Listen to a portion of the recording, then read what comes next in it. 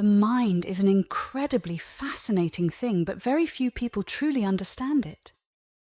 When we use our mind to study our own thoughts, we can only understand so much because we're too close to it. It's like trying to read a book with the pages right up to your face. You can't see it clearly. Only great spiritual teachers who have risen above their minds can see the mind for what it truly is. The mind is like a field of energy where thoughts are created, but it doesn't always have to be active.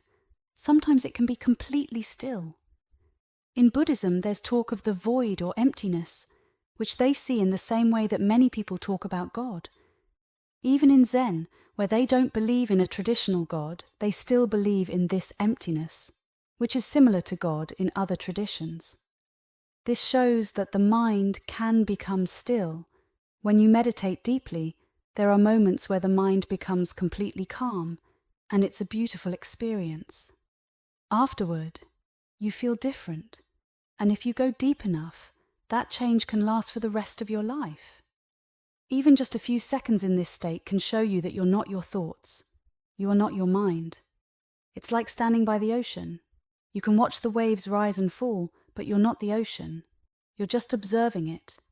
The mind is similar. It's a field of energy, vibrating at a much higher level than physical objects. Like the ocean, it can create waves. These waves are your thoughts. Sometimes those waves are gentle and other times they are wild and stormy. But the mind can also become perfectly still. Just like the ocean can have moments without a single ripple. When the mind is still, that's what peace feels like. It's the same as the calm, still ocean. No movement, just quiet. But just like the ocean can be calm one moment and stormy the next, the mind can also go through times of turbulence. It can throw up all kinds of chaotic thoughts like a hurricane. Yet beneath all that, the mind can also return to stillness. Even though we don't yet have the technology to measure thoughts, we know they exist, just like waves in the ocean. Some people, like psychics, can tune into this energy so deeply that they can hear your thoughts. They've reached such a still, open state within themselves that they can connect to the energy of others' minds. This shows just how powerful and mysterious the mind really is. The reason you don't hear other people's thoughts is that you're so caught up in your own. Imagine you're staring at your hand, focusing on every little detail, every line, every crevice. If you get completely lost in staring at your hand, nothing else seems to exist. Your whole awareness is locked onto your hand, so other things don't register. This is what happens with our thoughts and emotions. We get so absorbed in them that it's hard to notice anything else around us. Our minds are always busy thinking. Do I like this? Do I not like this? Should I do this or that? These are just thoughts, waves of activity in our minds. It feels like there are different parts of us pulling in different directions, but really, it's just the mind creating noise. When we focus so much on these thoughts, we don't even realize we're doing it. It's like staring at your hand for so long that you forget anything else exists. You're so focused on your own thoughts and emotions that they become your entire reality. When we talk about the mind, we also include emotions. Our thoughts and feelings are just different types of energy. They may feel different, but they are all part of what we experience as our inner world. I use the word psyche to describe both, the mind's thoughts and the heart's feelings. They produce waves just like the ocean, and you're constantly staring at these waves. Your awareness, your consciousness is always absorbed in them, not just sometimes, but all the time. Even when you're feeling love and thinking, this is wonderful, you're still absorbed in the waves of your mind and heart. It may be a nice wave, a good feeling, but it's still part of the same ocean of thoughts and emotions. You're just watching the waves, but it's still all just the mind. The real you, your consciousness, is watching these thoughts and feelings, just like you would stare at your hand. The problem is, we don't know how to stop this constant focus on our inner world. But there is a way to step out of it. You don't have to stay locked in this pattern of constantly watching your thoughts and feelings. There are people who have gotten out of this mental prison, even though it's rare. When people meditate deeply enough, they sometimes have an experience called satori, This isn't full enlightenment, but it's a moment when they step outside their thoughts and emotions. It's like suddenly realizing you've been staring at your hand for so long and then noticing the world around you.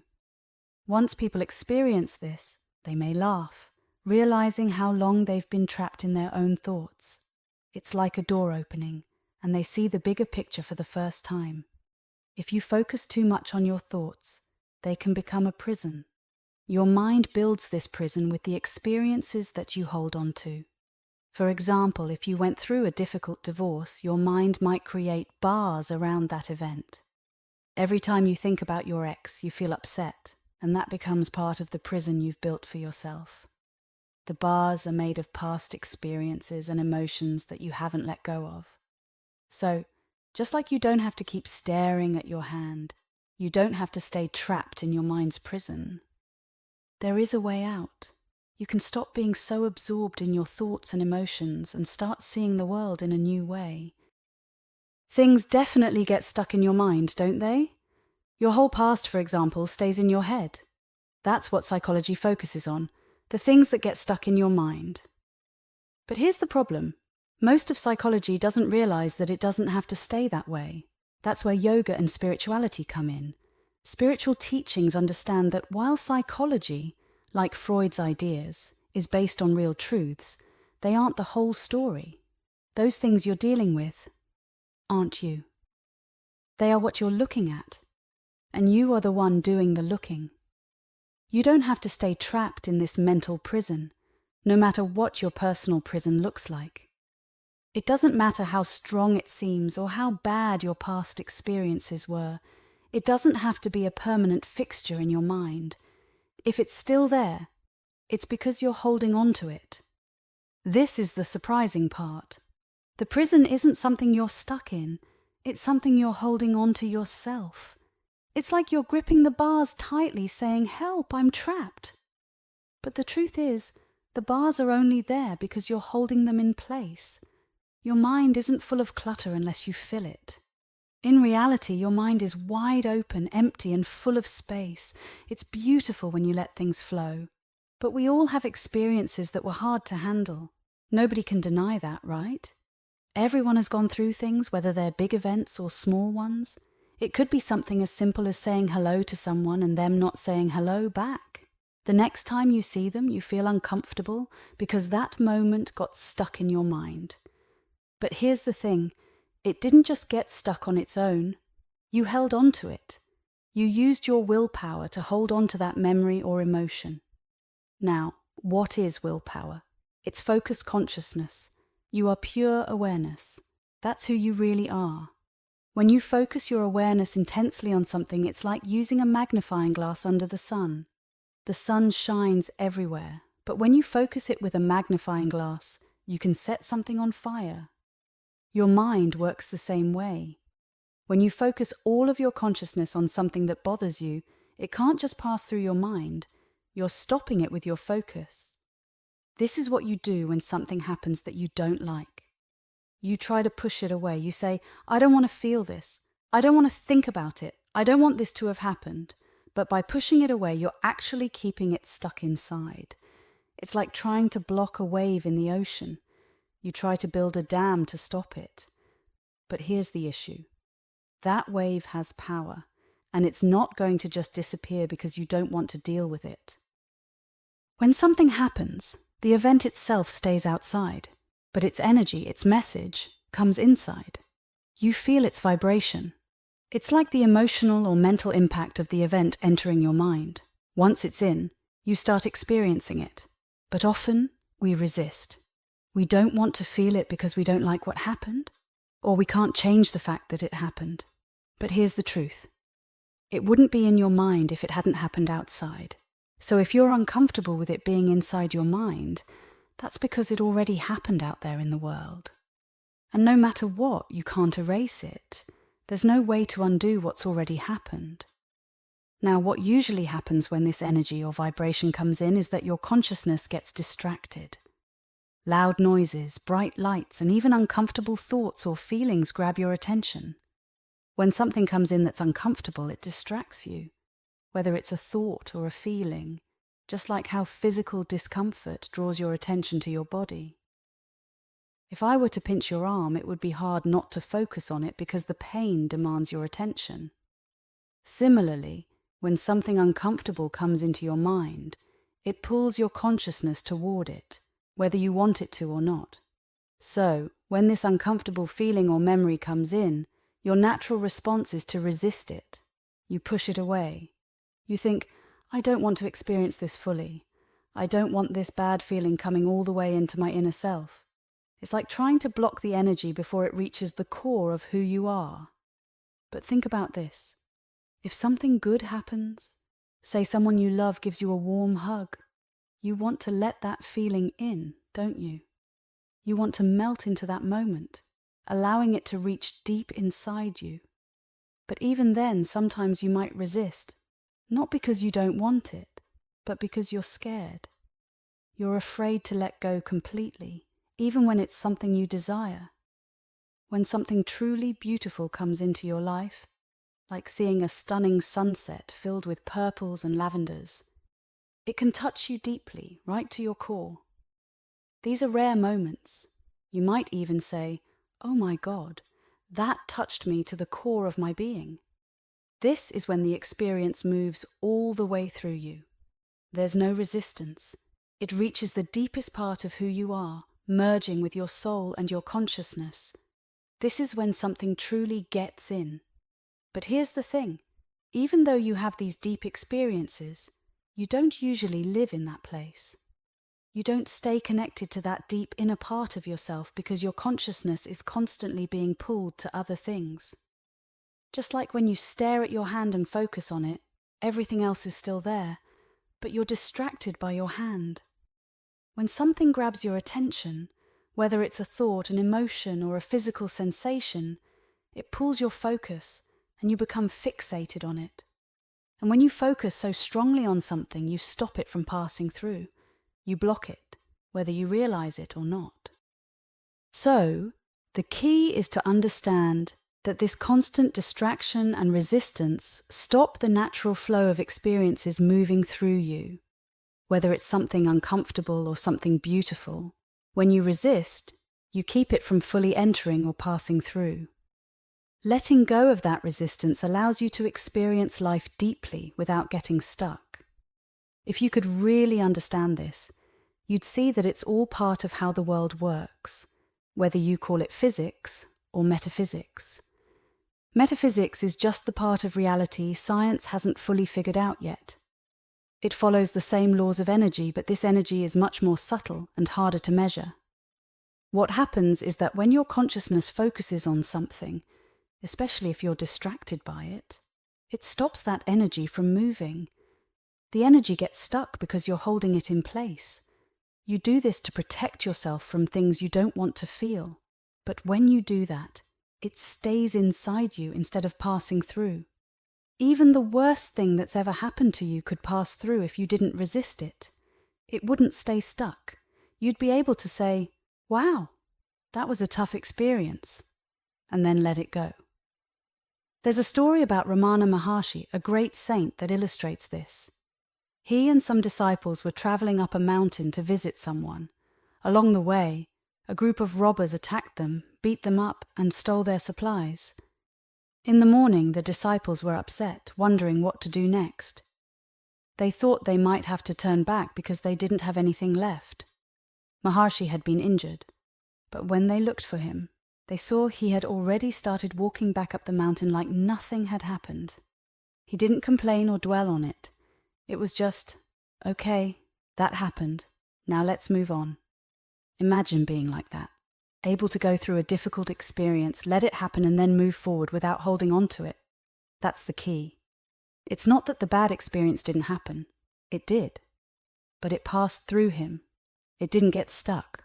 Why would you hold on to something like that and let it affect your entire life? It's over. So why keep reliving it? The truth is, you have the ability to do the same thing. But most people don't know they're capable of this. You haven't been taught that you can let things pass through you instead of getting stuck. When something bad happens, like getting robbed or hurt, Most people think, I'm never going hiking again, or I'm never going to the mountains again. That's how we react. We hold on to the bad feelings, and they become bars in the cage of our minds. These bars limit us because we keep the energy of those bad experiences trapped inside instead of letting them go. If you learn to stop resisting those feelings and let them pass through, you wouldn't build those bars. You could go through difficult times, feel them, and then move forward without carrying the weight of the past.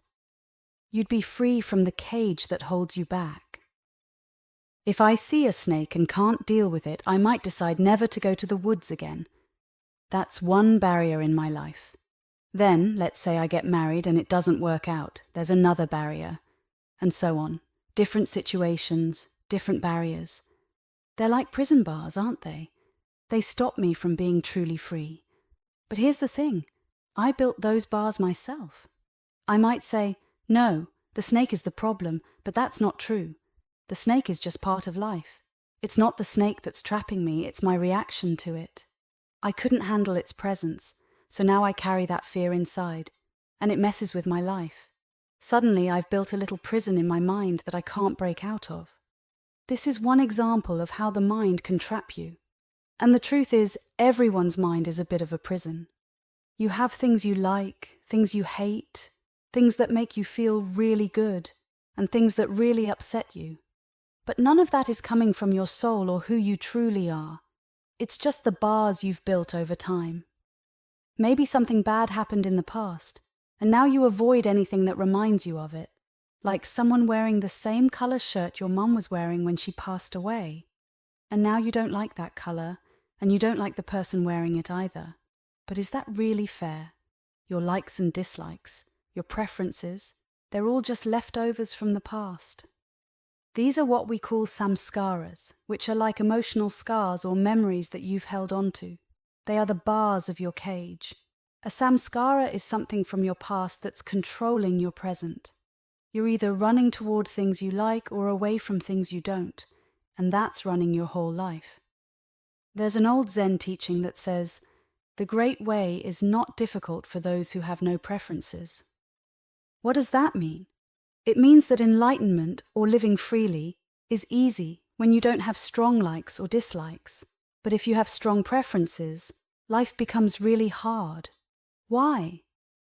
Because a preference is something in your mind or heart that says, this makes me feel good, or this makes me feel bad. And now you're stuck trying to either make something happen or stop it from happening, just based on your preferences. Most people, almost everyone who's ever lived, spends their entire life doing just that. They're trying to make the outside world fit what makes them feel good and avoid what makes them feel bad. Have you ever done that? Of course you have. From the time you were a kid up until now, that's what you've been doing, shaping the world around you to suit your likes and dislikes. And because you're limited by those preferences, you end up controlling and manipulating everything in your life just to stay comfortable inside the cage you've built. That's exactly what you're doing, whether you realize it or not. I don't care how you're doing it, whether it's by using charm, dressing up nice, being super attractive, repeating mantras, or even using force. The point is, you're trying to manipulate the world around you so that life happens in a way that doesn't trigger the things that bothered you before. At the same time, you're trying to make sure it gives you the things that made you feel good in the past. Think about it. How many of you would love to go on a date with Tom Cruise? Don't raise your hand, though. You don't actually know him. You just watched him in Top Gun or some other movie, and now you've got this image of him stuck in your mind. And based on that, you've formed an impression, a preference that controls what you think you like or want. But guess what? That's just another bar in the mental prison you've built. Why do I call it a prison? Because there's an entire universe out there that you've never even thought about. You're so caught up in these impressions and preferences that you've locked yourself in a tiny cage, cut off from the vastness of life. Imagine this. I'm staring at my hand and I can start noticing details. oh, my lifeline is longer than I thought, or look at the lines on my palm. But that's just my hand. Now think about how much more there is beyond that. Outside this room, outside this world, outside your thoughts. And you haven't seen any of it because you've closed yourself off inside your mental cage. These preferences, likes and dislikes, they're the bars of that cage. And here's the thing. Society is teaching you how to live inside those bars. You're learning how to cope with your limitations, how to feel okay when deep down, you know you're not okay. You're learning to live within these restrictions without completely falling apart. But is that really how you want to live? Is your goal in life to stay inside those bars, only attracting what makes you feel good and pushing away what makes you feel bad? Stay within your comfort zone, follow the rules, and drive inside the lines. Is that all there is? I can see you're getting quiet. It's cool that you can attract things that make you feel good. But that leads to the real question. What do you want? What fits inside your mental cage? That's what excites you, right? But here's the bigger question. Why doesn't everything excite you? You've never even thought about that, have you? Why do only certain things get you excited? People always say, find your passion. But let me tell you something. You have two choices. You can spend your whole life searching for that one thing that lights you up and go chase it. That's a lot of effort, right? Or you can ask yourself why you're not passionate about everything in life. That's the difference between someone who's truly awake, like a yogi, and someone who's just getting by. Why wouldn't you be passionate about everything? Why do you care so deeply about one thing, while someone else feels sick even thinking about it? Why does something that excited you yesterday completely turn you off today? And vice versa, why did something that made you uncomfortable in the past become the thing you love now? Think about it, isn't it true? Yesterday's passion could be today's disgust, and yesterday's pain could be today's joy. Wake up and see it for what it is. These are just your mental patterns, your samskaras controlling you. They're the reason you're not passionate about everything in life. So ask yourself, do you want to keep living inside that cage, or do you want to be free from all of it? You have a choice. Either stay trapped within the bars you've built, or break free. Spirituality isn't about staying inside your mental cage, and it's definitely not about decorating the bars to make them look nice. You can't say, look, I painted little symbols on the bars, wrote God's name on every single one. See how spiritual I am. No, you're still locked up, no matter how pretty you try to make it. You're stuck inside those bars, but I don't want that for you.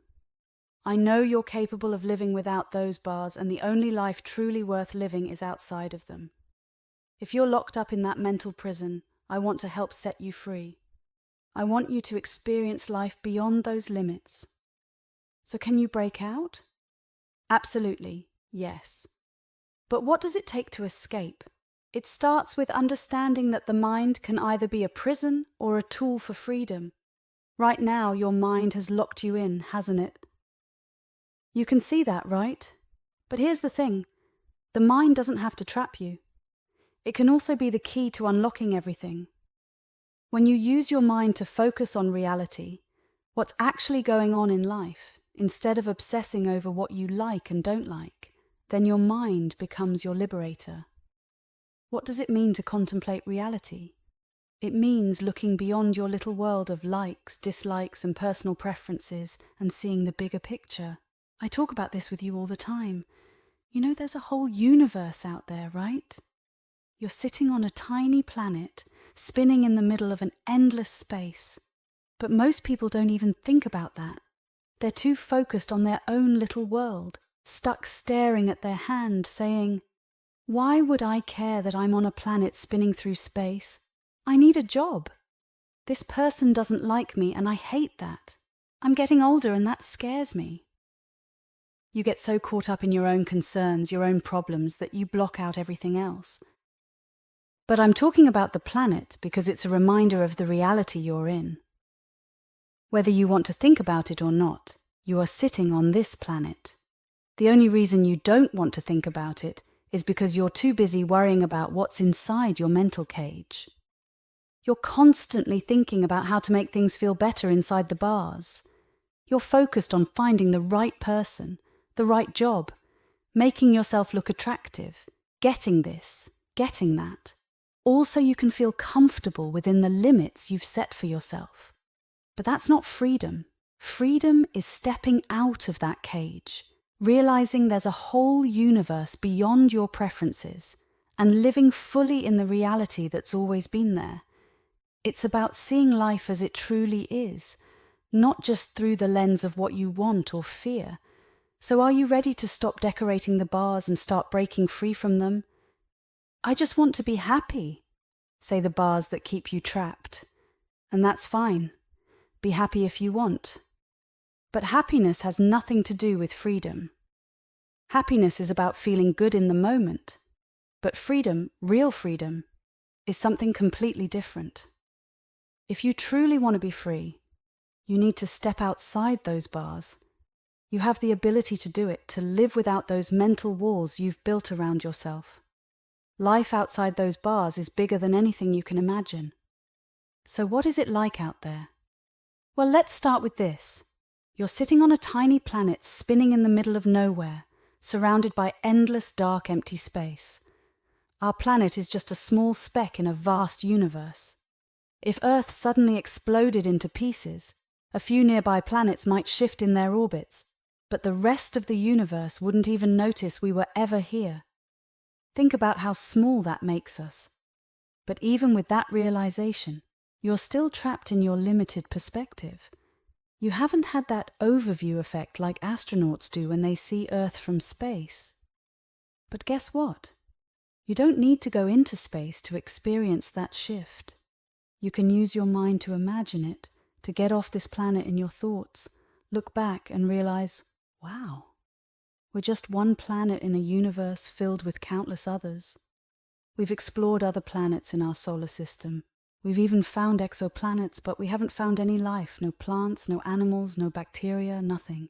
Just dirt, rocks and fire. There's no life out there, at least as far as we've seen. Now compare that to Earth. Does it seem boring here? Not at all. This planet is absolutely packed with life. Everywhere you look, there's movement, energy, and incredible things happening. Life is buzzing all around you, plants growing, animals moving, people living their lives. There's so much going on that it's mind-blowing, and yet, what do most people do? They complain, constantly. Why? Because what's happening doesn't fit inside their mental bars. You see a bug in your house and freak out. Oh my God, there's a roach! I hate bugs. But imagine if you were on Mars, where there's no life. If you saw a roach on Mars, you'd probably get excited and chase after it just to see another living thing.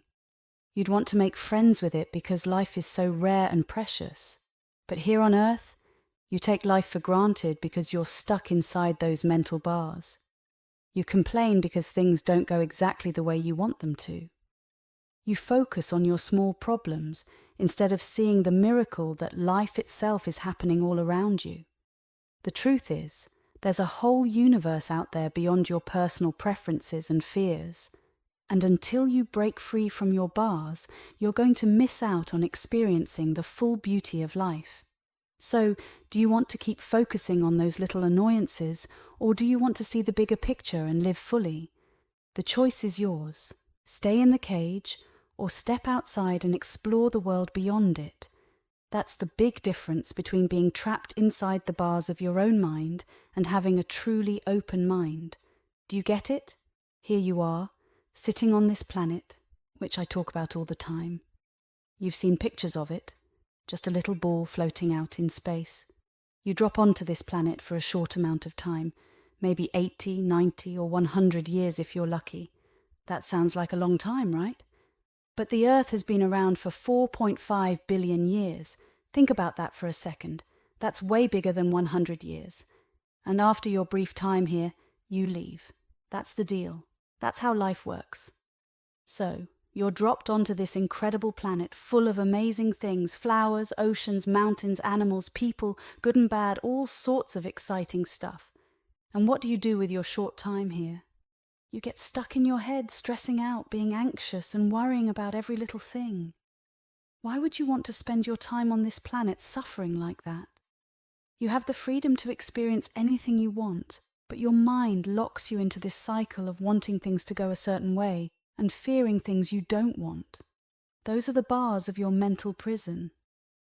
Now, if life unfolds in a way you don't like or doesn't go exactly how you want, you get upset. You start worrying and stressing out. Even if things are going well, you worry that someday they might change. The more you love how things are, the more scared you become that it's all going to fall apart. That's what your mind does to you. It creates this cage where you can't just live peacefully. There's no way to enjoy a happy, fulfilling life when you're trapped inside those mental bars, because life will never unfold exactly how you want it to. Why? Because life doesn't care about what you want. It's going to unfold according to natural laws like cause and effect. The moment that's happening right in front of you is the result of every single thing that has ever happened before. All the forces of time, space, and nature come together to create each moment. In life, you let your mind get caught up in what you like and don't like, and instead of being free and enjoying life, you suffer. You're constantly worrying, constantly anxious, and constantly trying to control things that are out of your control. That's no way to live. Life is meant to be experienced fully, not locked away in some mental prison of your own making. When you step out of the constant thinking and worrying in your mind, it doesn't mean there isn't a roach anymore. It just means you handle the situation differently. Yes, there's a roach. And if you live in Florida, you'll know roaches are part of the deal. Now, what you do about it is up to you. If you want to spray and kill the roach, that's fine. If you want to pick it up and throw it outside, that's fine too.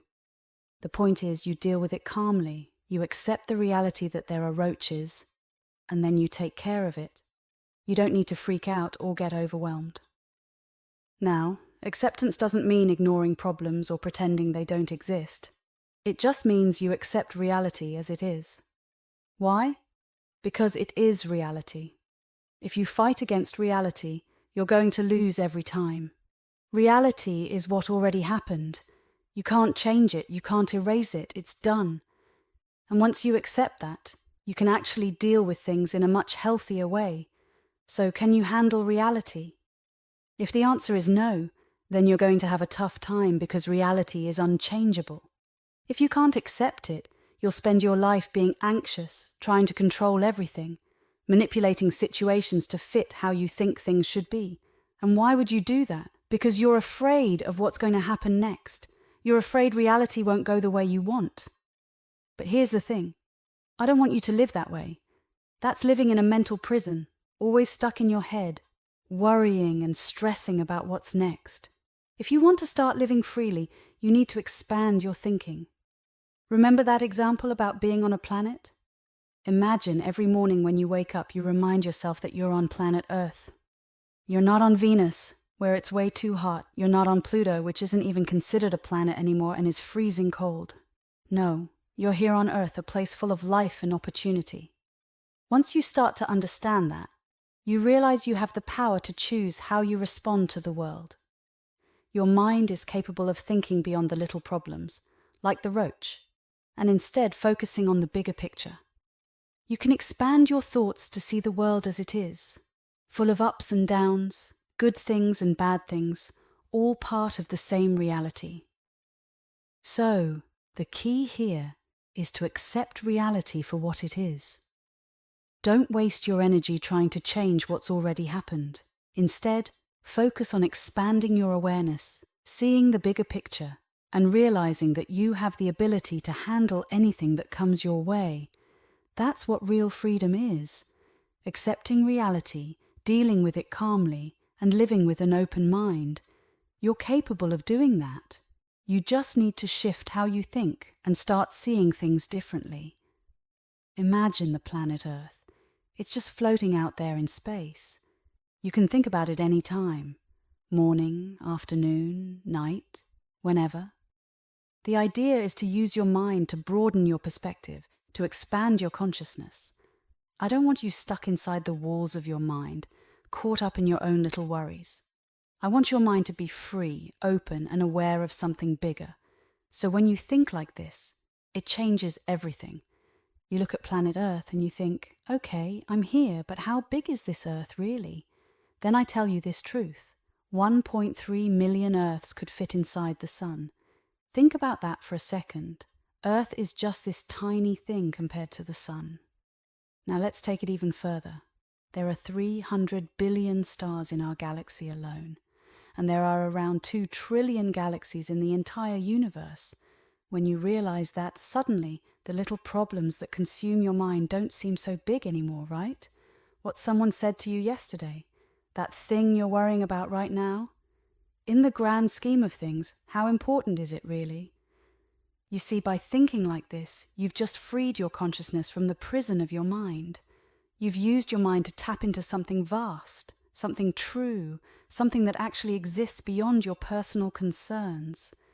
Let's be real. What I just told you about the size of the universe is reality. It's a fact. But what are you doing with your mind most of the time? You're creating your own little world of problems, stress, and suffering. You focus on tiny, insignificant things like, what did that person say about me? Or, why didn't this happen the way I wanted? You let your mind get locked into these small worries, and then you expect the universe to fit into your reality. But here's the thing. If you really think about the universe and how massive it is, your problems suddenly feel tiny. They lose their power. Your mind is capable of so much more. Instead of using it to create anxiety or stress, you can use it to grasp the bigger picture. You can understand that in a universe this vast, things aren't as big of a deal as they seem when you're trapped inside your thoughts. Take, for example, how some people worry about every little thing, like staring at their hand and thinking, oh my God, I didn't notice that wrinkle before. Where did that come from? That's how people get stuck, worrying about tiny details. But when you use your mind to grasp the vastness of the universe, those little worries just fade away.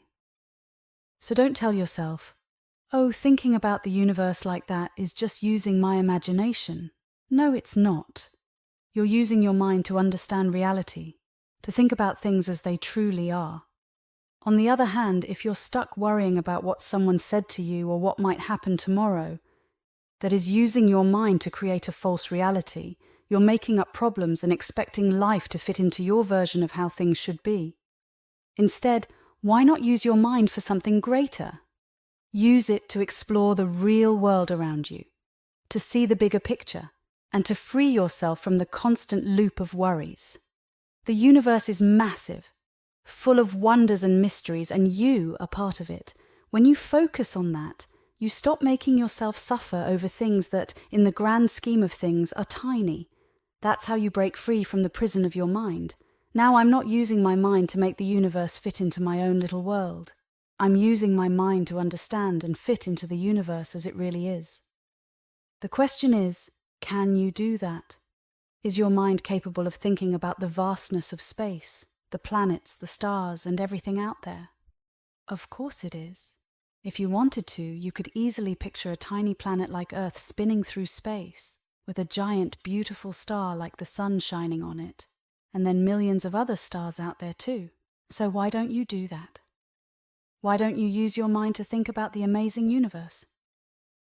Instead, you choose to stay trapped inside the small world of your own thoughts, your worries, your problems. It's like locking yourself in a mental prison even though you have the key to freedom. Why? Why would you prefer to stay trapped instead of experiencing freedom? Reality is what it is, but you often refuse to look at it. You'd rather focus on the things that make you suffer. Now, to be clear, when you expand your awareness and think about space, you're not going to suddenly fly off into the universe physically. Someday, maybe some of you might get to travel out there, but even then you won't go very far. Think about it. Look at what we've done with technology. We've sent spacecraft like Voyager out into space, and after 50 years, it finally left our solar system. And you know what that means? It left the influence of one star, the sun. That's it. It's a huge achievement, but in the grand scheme of things, what does it really mean? The next closest star is 4.3 light years away. Do you know what that means? If light could travel around the Earth 7.5 times in just 1 second, that's how fast it is.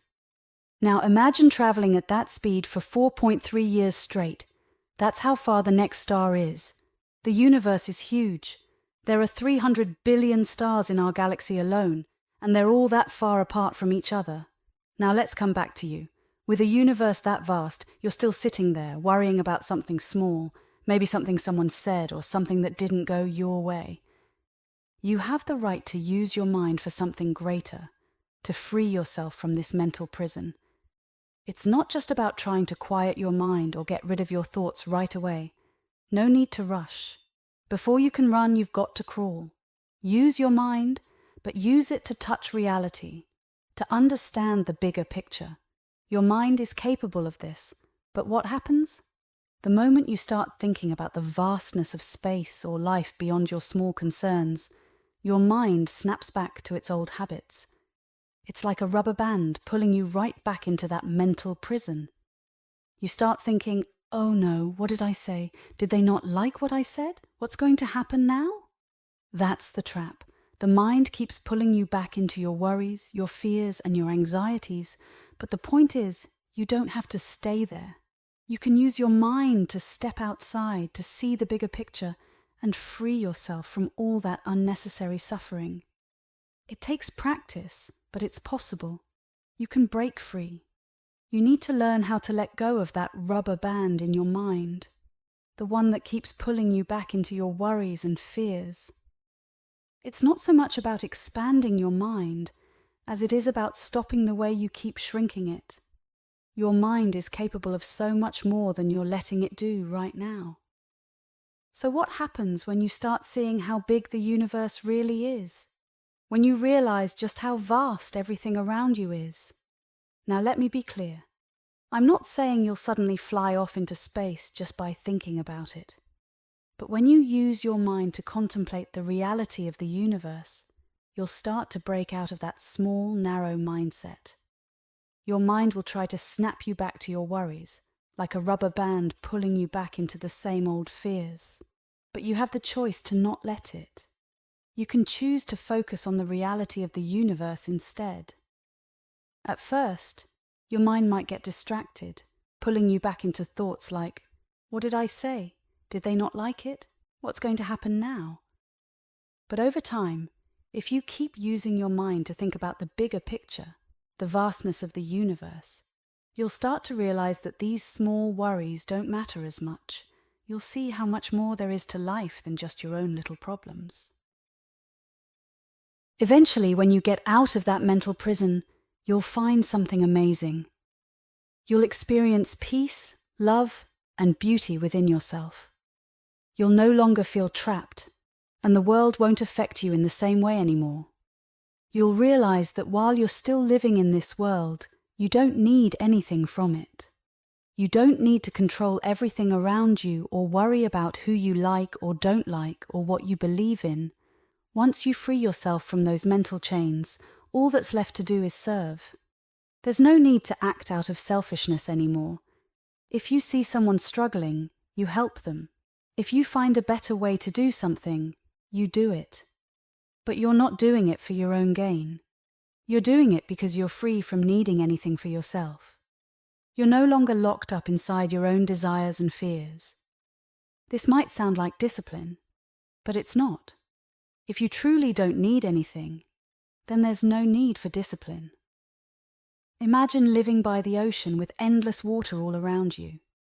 If someone says they need water, you'd say, there's an infinite amount right here. Well, it's the same with your well-being. Once you let go of the prison in your mind, you're filled with love and peace because you're not holding yourself back anymore. So here's the choice. You can use your mind to lock yourself into a tiny little prison where you're always suffering, always anxious, and always trying to control everything. Or you can use your mind to set your soul free, to expand your awareness, and to experience the vastness of reality. You decide. The point here is, reality is always going to win. Why? Because reality is what's actually happening. The way you see things, your version of the world, is something you made up. Your experiences, your beliefs, your thoughts, they're all based on what you've been through, and they keep changing all the time. Think about it. The way you saw things a year ago might be different from how you see them today, and it'll probably change again tomorrow. That's what makes your view of things unreliable. It's not solid, it's constantly shifting. And psychology backs this up. The ego, or your sense of self, is just a collection of your learned experiences. But everyone's experiences are different, so your view is different from someone else's. And tomorrow your experiences will be different again. It's always changing. Like the Buddhists say, everything is transient, nothing is permanent. But if you use your mind the right way, you can actually free yourself from all this mental chaos. Don't think of the mind as something bad. People who meditate often talk about going beyond the mind, but it's not that the mind itself is evil. The real problem is when you let your mind create a prison for you. You get trapped in your thoughts because you hold on to all these ideas, fears, and beliefs that aren't really true. You've built this mental prison as a way to protect yourself from the parts of reality you can't handle. But here's the truth. Life didn't do that to you, and neither did God. You did that. You created these walls because you were scared of dealing with the real world as it is. Now you're stuck inside that mental prison trying to control everything around you because you're afraid of facing reality head on. But there's a better way. Learn to handle reality instead of fighting against it. Stop trying to make reality fit what you think you can handle. Every time you refuse to deal with reality, you're limiting yourself. You're not learning how to really live because you keep trying to change the game instead of learning how to play it. You can't change reality. You can wish for it, hope for it, or dream about it being different. But in the end, nothing actually changes, does it? Reality stays the same. So what do you do instead? You work on your ability to handle reality as it is. That's the key. Learn to accept and deal with things the way they are, not the way you wish they were. Once you stop trying to change the unchangeable and start working with reality, life gets easier. That's the bottom line. Handle reality, don't fight it. I've talked before about the mind. We've discussed how the mind can either trap you or set you free. It can act like a prison that keeps you stuck, or it can help you rise above your limitations. If you let your mind focus only on your small, personal world, that's all you'll see, your own reality, a version of reality that's limited. But that little version you hold in your mind? That's not the real world, is it? It's just a tiny box you've created for yourself. You might feel comfortable in this box, but you need to get out of it. Some people try to make their box nicer. They say, I'll just improve this little space I'm in. I'll make it better. But no, that's not the answer. There's a whole world beyond your mental walls. It's like being locked in a house with no sunlight. You could turn on some artificial lights, decorate, and invite nice people over to try and make it feel cozy. But all you're doing is making your prison seem more pleasant. The real choice you have is this. Do you want to spend your life trying to make your prison more comfortable, or do you want to break out and see the vast world outside? Now, how do you get out of this mental prison? One way I've shown you is by thinking about something bigger than yourself, like the universe. When you look beyond your small world and consider the universe, you'll start to understand that reality is so much larger than you ever imagined. There are billions of galaxies out there, and thinking about this makes your small problems and personal reality seem insignificant. If the idea of expanding your thoughts outward to things like astronomy doesn't resonate with you, just try stepping outside of your mental box for a moment. Look around and realize how huge the world is, far beyond anything you can imagine. It's mind-blowing to think that the universe is infinite, and in that vast universe everything is connected. Just like your consciousness experiences your entire body at once, there is a larger consciousness that experiences the entire universe. That's what I'm talking about when I mention God. The universe is like God's body, and this one consciousness flows through everything. The earth and everything on it is a part of that same consciousness. We're all made of the same thing. Your scientists are getting close to understanding this too. They may not call it consciousness, but they're discovering it through science. They've already shown that what you think is reality is actually something much deeper. For example, when they looked at your nose under a powerful microscope, they saw that it's not just a nose. It's made up of molecules. And if you zoom in even more, those molecules are made up of atoms. And when you look closer at the atoms, you find protons, neutrons, and electrons spinning around. Everything you see is made up of these tiny particles. Just like how your flat-screen TV, when you get up close, isn't really an image but just a bunch of little pixels. This is what science is teaching us. Everything we see, everything we experience is made up of the same basic stuff. We're all connected in this way, and it's all part of something much bigger. Scientists are getting closer to this truth every day, even if they don't fully realize it yet. Everything you see around you, like stars, your body, all physical things, isn't really what it seems. At a basic level, these things are made of electrons, neutrons, and protons. It's like looking at pixels on a screen. What you see isn't the whole story. But hang on, it goes deeper than that. When they taught you about electrons, neutrons, and protons, they weren't telling you the full truth. If you look closer, you find even smaller things called quarks, leptons, and bosons. This is where quantum physics comes into play.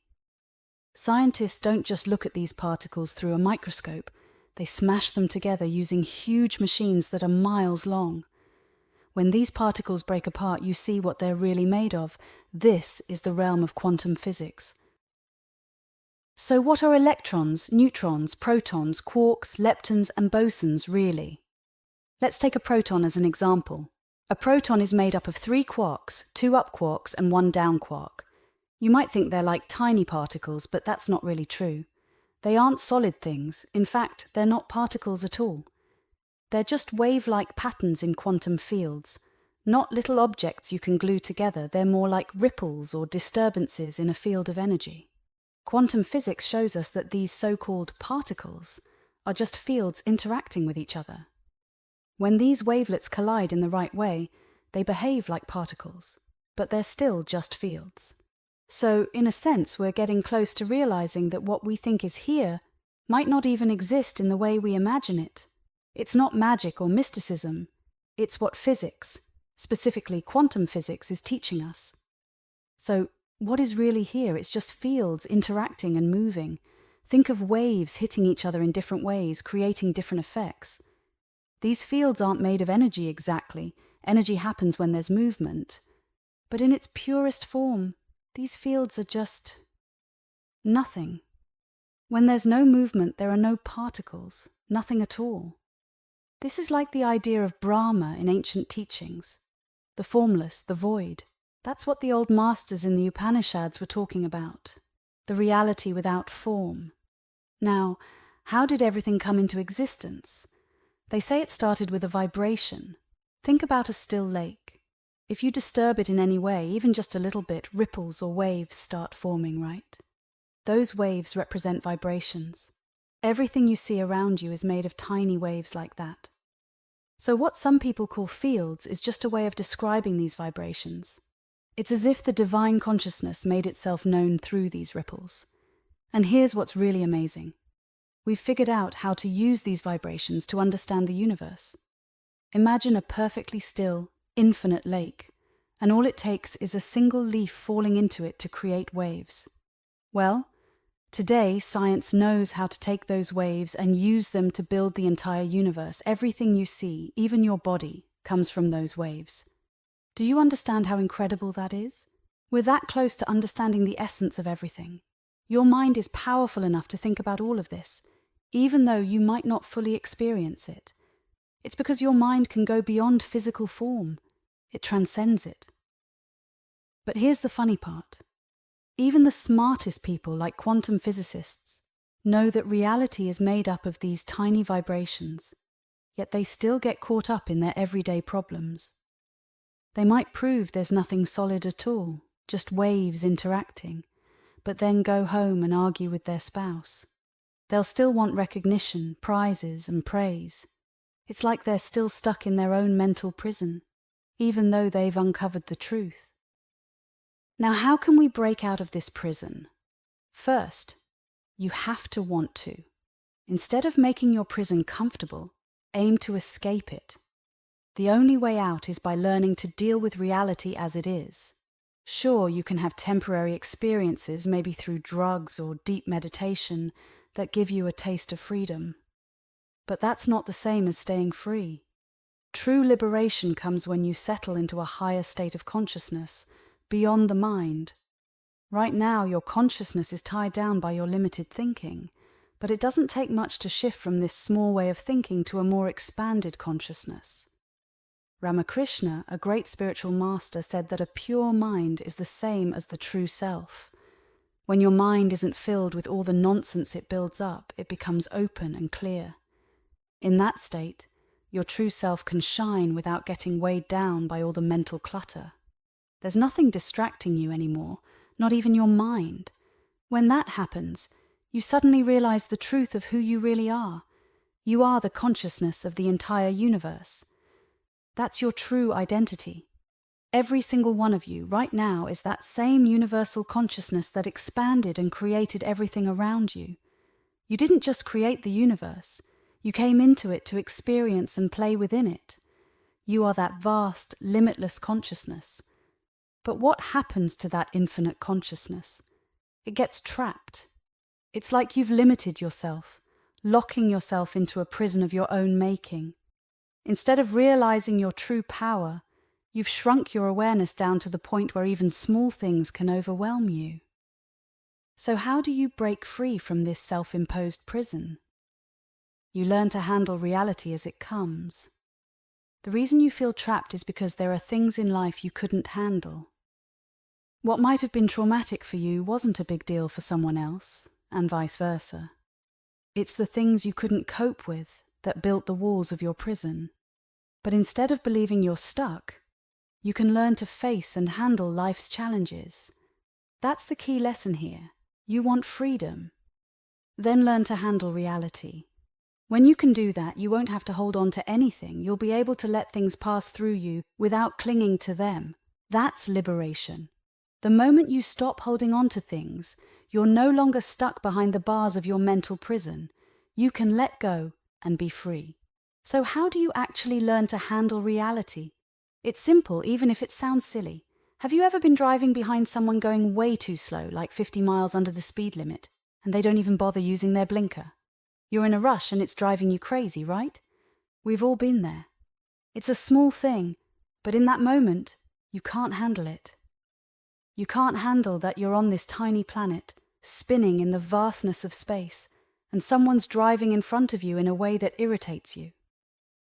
If you can't handle something as minor as that, how are you going to handle the bigger things in life? Instead of lowering your expectations or blaming the person in front of you, maybe you should work on yourself. Ask yourself, am I willing to learn to handle this? Maybe the key isn't trying to fix the outside world, but instead working on how you respond to it. Here's a simple mantra that works for the modern world. I can handle this. Repeat it to yourself. How would it feel to always have that running through your mind? I can handle this. I can handle the slow driver. I can handle the heat. It's 99 degrees outside. Can you handle it? Keep telling yourself, I can handle this. And you'll start to realize you're capable of handling so much more than you think. I've told you before, you want to learn how to handle things. When you feel the heat of the sun, think about it for a moment. That's not just heat. That's the energy of a star reaching you from millions of miles away. Isn't that amazing? Instead of letting it frustrate you, let it excite you. Don't think of it as getting sunburned. Think of it as getting star-burned. You were close enough to a star to feel its power. That small shift in perspective can change everything. You can say, wow, I got star-burned because I'm close to something incredible. Now apply that to everything in your life. Start with the little things that bother you, but are easy to handle. Often it's not that you can't handle them, you just don't try. It's like trying to dunk a basketball before you even know how to jump. You have to practice. Learn to deal with the small, everyday situations in front of you. For example, If you can handle getting starburned, you can handle the fact that someone didn't say hello to you. Sally didn't greet you today. There are 8.3 billion people on the planet who also didn't say hello, but you're stuck on Sally. Work on yourself. Use whatever tools help you. Affirmations, meditation, breathing exercises. It doesn't matter what you choose, as long as you're using them to change how your mind works. Don't force reality to fit inside the limits of your thinking. Expand your thinking by handling reality as it is. When you start handling small things, bigger challenges will come your way, and you'll be able to handle those too. Little by little, you'll see yourself grow stronger. But here's a heads up. When you start to handle your current problems, all the old stuff you've been avoiding will start to come up. Things from your past that you buried because you couldn't deal with them at the time will rise to the surface. Don't be surprised when it happens. I'm warning you now. Those unresolved emotions will show up once you stop pushing them down. What should you do? Handle them, embrace them, say thank you, because every time you face something difficult, you're breaking free from the mental prison you've built. Maybe your parents got divorced when you were young, and that left scars. Those emotional scars are like bars in the prison you've trapped yourself in. You don't want to live behind those bars anymore, right? So when those memories or emotions come up, don't resist. Just like you relax through the sun's heat or the rain, relax through those feelings. Will you handle everything perfectly? No, you won't, and that's okay. It's not about perfection, it's about freeing yourself bit by bit. Breaking out of this prison takes effort, and if it were easy, everyone would already be free. It takes someone with real determination to make it out. So just keep letting go. Keep releasing the things that hold you back. Do you get what I mean by letting go? It's not about fighting or forcing things to change. It's about relaxing and releasing. When something comes up, whether it's an old hurt or a new frustration, just relax into it and let it pass through you. Keep doing that, and over time, you'll find yourself free. Why? Because I don't want to stay trapped anymore. No more excuses, no more buts. But it's not fair. I don't care if it's fair. I don't care if it's just. I don't care if it's right or wrong. None of that matters. What matters is, I want out, don't you? I don't want to live my life holding on to the bars of my prison thinking, I'll only be okay if everything goes exactly how I want. Because if that's how I live, I'll never be okay. So I'm willing to let go of those bars. Little by little, with compassion for myself, I'm going to break free. And you can do it too. Get out. Free yourself. I love the idea of a prison break. There's someone locked up inside you, isn't there? You feel it, right? Ask yourself, is there someone trapped inside you? Do you know you've got a part of you that's locked up? Is it comfortable in there? Of course not. You know it's not. You feel the weight of being trapped. Everything I've talked about in this audiobook, you know deep down that you can break free. You just have to work with yourself.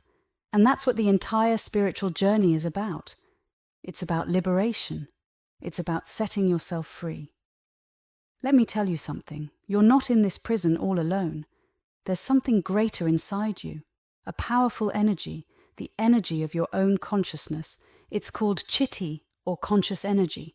Some call it spirit, others call it shakti. Whatever you call it, it's part of who you are. As you let go of all that emotional baggage you've been holding on to, you'll start to feel this energy flowing through you. You've felt it before, when you were in love, when something amazing happened in your life, like winning the lottery or landing the job you dreamed of. Why did you feel so great in those moments? Because that energy is always inside you, but you've been blocking it. You've only allowed it to flow when things are going your way. But the truth is, it's not conditional. As you start letting go of the bars of your mental prison, you'll feel this beautiful energy rushing through you more and more. And it doesn't just come and go, it's always there. The more you release, the stronger this energy gets. It will lift you up, making you feel lighter and more alive. Eventually it becomes so strong that it's hard to stay down.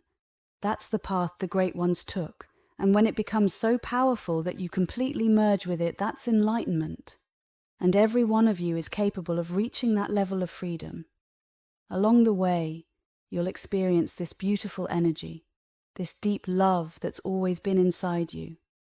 You don't need anything outside of yourself to feel whole. Someone once said, "The kingdom of God is within you," and that's the truth. Everything you need is already within you. Thank you for listening.